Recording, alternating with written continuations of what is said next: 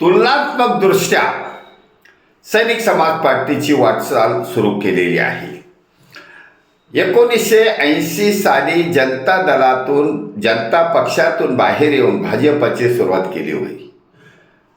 ते दिग्गज अटल बिहारी वाजपेयी, लालकृष्ण अडवाणी, प्रमोद महाजन, गोपीनाथ मुंडे यांनी जो कष्ट केले आणि त्यांनी जो भाजपला सत्तेपर्यंत नेऊन पोहोचण्याचा पाया भक्कम केला, त्याची बरोबरी होणार नाही, परंतु नथिंग इज इम्पॉसिबल या सिद्धांतानुसार सैनिक समाज पार्टीने वाटचाल सुरू केलेली आहे.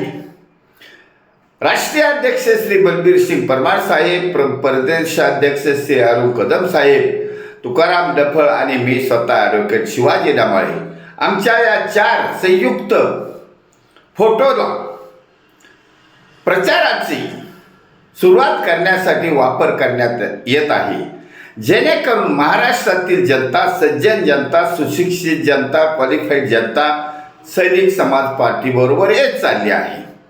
सैनिक समाज पार्टी ही सत्याच्या मार्गावर वाटचाल करणारी पार्टी आहे. छत्रपती शिवाजी महाराजांच्या रयतेच्या राज्याची पुनरावृत्ती करायची आहे. तसंच राजा हरिश्चंद्र राजाच्या सत्याच्या मार्गाने राज्य करायचं आहे. त्यासाठी सैनिक समाज पार्टीचं खास सरकार सत्तेवर बसवायचं आहे. हे जनतेच्या मनातील उद्देश आहे. जनतेचा हा कौल आहे की आत्ताच्या राजकारणात असलेल्या भ्रष्टाचारी, वंशवादी, गुंड प्रवृत्तीच्या 90% लोकांना सत्तेबाहेर केलंच पाहिजे. मग या गैरमार्गाने निवडून जाणाऱ्या लोकांना सत्तेबाहेर करणं काही अवघड नाही. जनतेने मनावर घेतल्यावर अजिबात अवघड नाही. जनतेने मनावर घेतलं आहे. जनता सुशिक्षित आहे. जनतेने सैनिक समाज पार्टीच्या व्यासपीठावर येण्याचा धूमधडाका लावला आहे.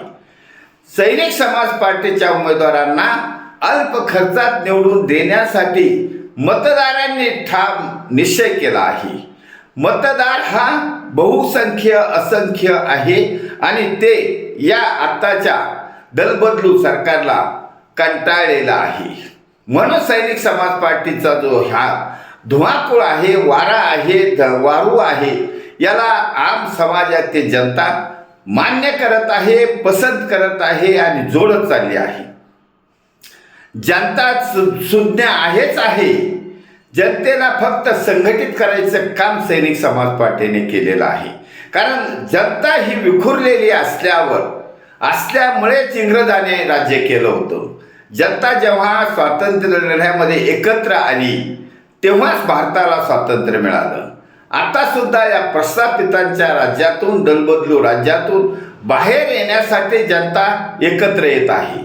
सैनिक समाज पार्टीच्या व्यासपीठावर एकत्र आलेली आहे. त्यामुळे आम्ही हे 1980च्या वाजपेयी सरकारच्या पायाभरणीचा अभ्यास केलेला आहे आणि त्यामुळे सैनिक समाज पार्टी ही उदयाला आलेली आहे.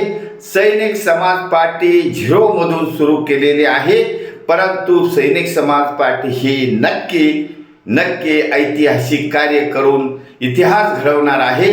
त्यासाठी सैनिक समाज पार्टी जनतेला धन्यवाद देत आहे. जनतेला पसंत पडत चालला आहे. जनतेच्या चांगल्या प्रतिक्रिया येत आहेत. म्हणून जनतेनो धन्यवाद. भारत वर्ष की जय. छत्रपती शिवाजी महाराज की जय. सैनिक समाज पार्टीचा विजय असो.